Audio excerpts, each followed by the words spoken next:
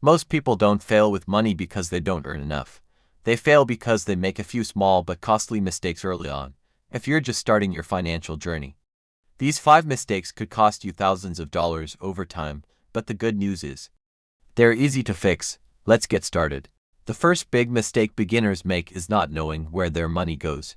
It sounds simple, but it's a huge deal. Small expenses add up incredibly fast: that daily coffee, those subscriptions you forgot about, the occasional takeout, and all those little impulse buys online.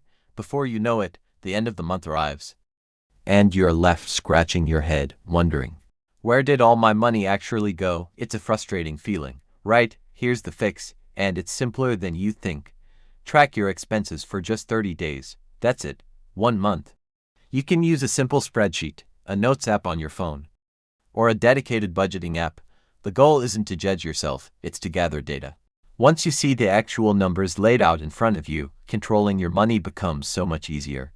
You finally have a clear picture of your habits, which is the first step to taking back control. Next up, mistake number 2, living without a budget. A lot of beginners think budgets are restrictive, like a financial straitjacket. But in reality, a budget gives you freedom. It's permission to spend. Without a budget, you're just guessing with your finances.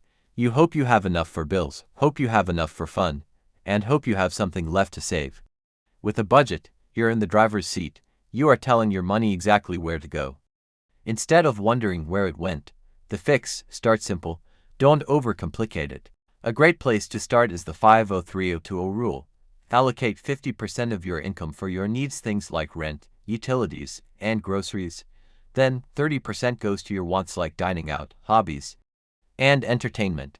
And the final 20% is for your future, savings, debt repayment, and investing. You can always adjust these percentages later to fit your life, but the key is just to start. Mistake number 3 is ignoring an emergency fund. Most people don't realize how critical an emergency fund is until they desperately need one. Life is unpredictable.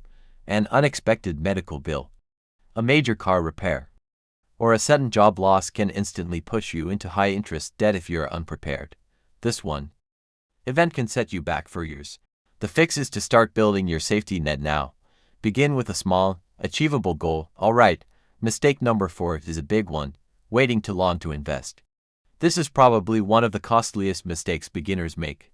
So many people wait for the perfect time to start investing, or they think they need a huge amount of money to even begin.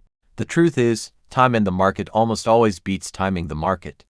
Thanks to the magic of compound interest, even small amounts of money invested early can grow into massive sums over time.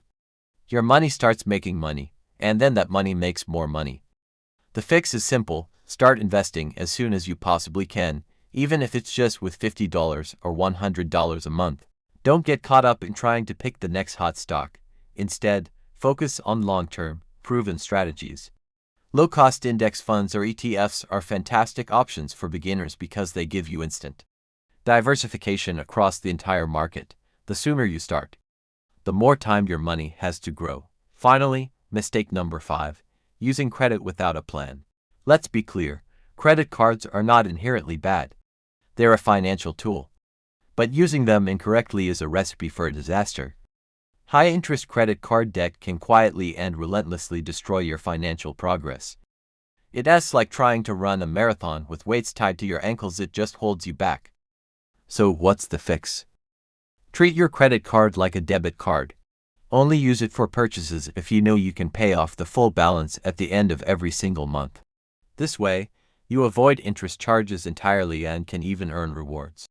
If you already have credit card debt, it's time to get aggressive. Create a plan to pay it off, focusing on the balances with the highest interest rates first. Your credit should be a tool that works for you, not against you. And there you have it: 5 common but fixable money mistakes. By tracking your spending, creating a simple budget, building an emergency fund, investing early, and using credit wisely, you'll be building a rock-solid financial foundation for your future. Thanks for watching. And don't forget to subscribe for more tips to help you master your money.